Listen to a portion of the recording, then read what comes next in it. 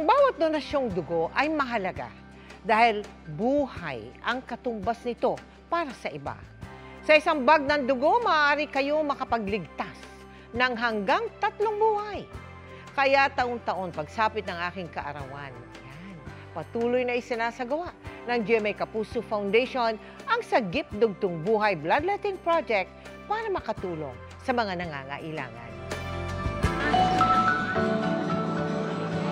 Para matiyak na matugunan ang pangangailangan ng mga pasyente, inirekomenda ng World Health Organization na makalikom at makapag-imbak ang bawat bansa ng dugong katumbas ng 1% ng kabuuan nitong populasyon.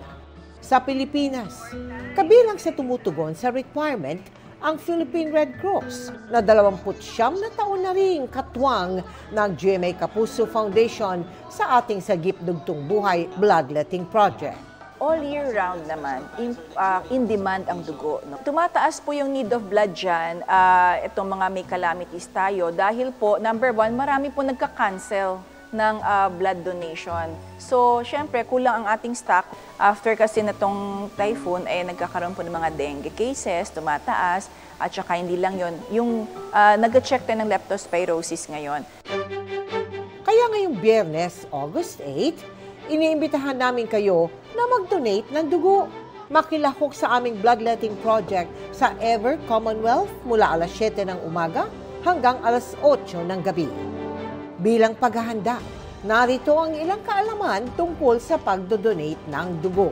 Kapag po ba may sakit na diabetes at high blood, maaari mo bang mag-donate ng dugo?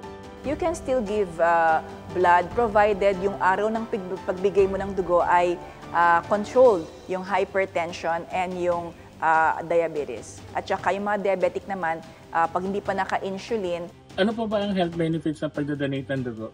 When you give blood, para ka nag-change oil sa katawan mo. Your bone marrow will produce new red blood cells. Siyempre, kung bago yung mga red cells na dumadaloy sa katawan mo, ay maganda yung kondisyon ng katawan.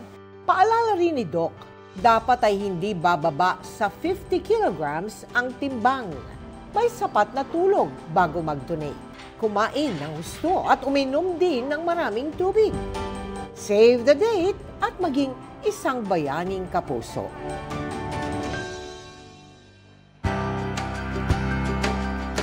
Malapit sa aking puso yung Sagip Dugtong Buhay Bloodletting Project ng GMA Kapuso Foundation. Minsan na rin po kasi ako nangailangan ng dugo, kaya tuwing sumasapit ang aking birthday, sinasagawa natin ang project na yan bilang pasasalamat at pagbibigay pag-asa sa iba. Sa darating na Sagip Dugtong Buhay, may special na handog kami sa lahat ng successful blood donors.